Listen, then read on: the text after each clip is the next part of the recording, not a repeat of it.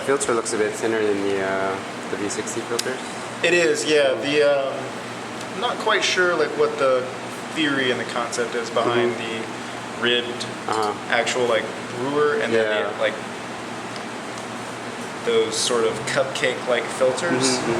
I've listened to a couple people sort of talk about it. Yeah. I'm not quite sure what the aim is, and I think like they're going for better particle distribution in the slurry. But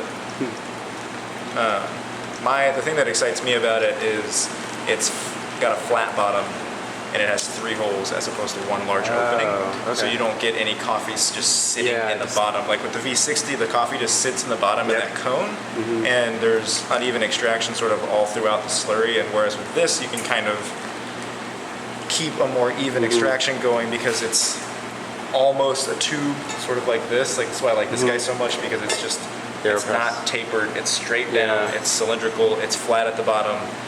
The coffee, sort of like the water moves through the coffee all at the same pace, and this is a lot closer to that. And I find that you get a more even extraction when that is sort of the brewing shape.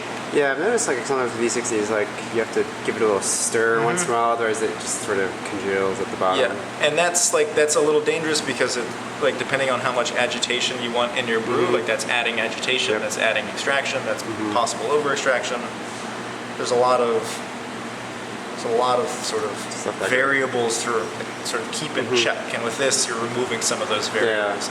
And with this as well, like if the water hits the sidewall, it doesn't matter as much, because if it goes down the sidewall into the bottom of the brewer, it just shoots right back up because there's no big opening. It's still 3 holes that it has to go through.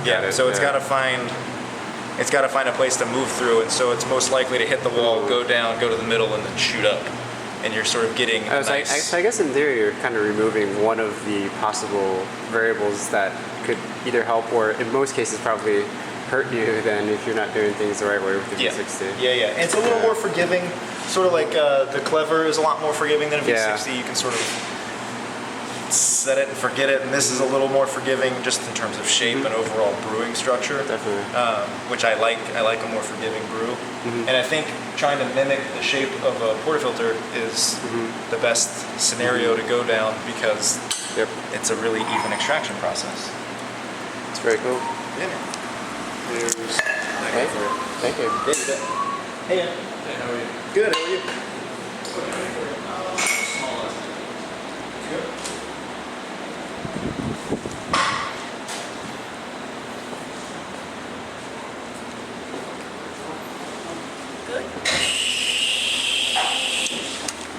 No, I haven't tried. Yeah. 정말 결혼이 많아서. Really?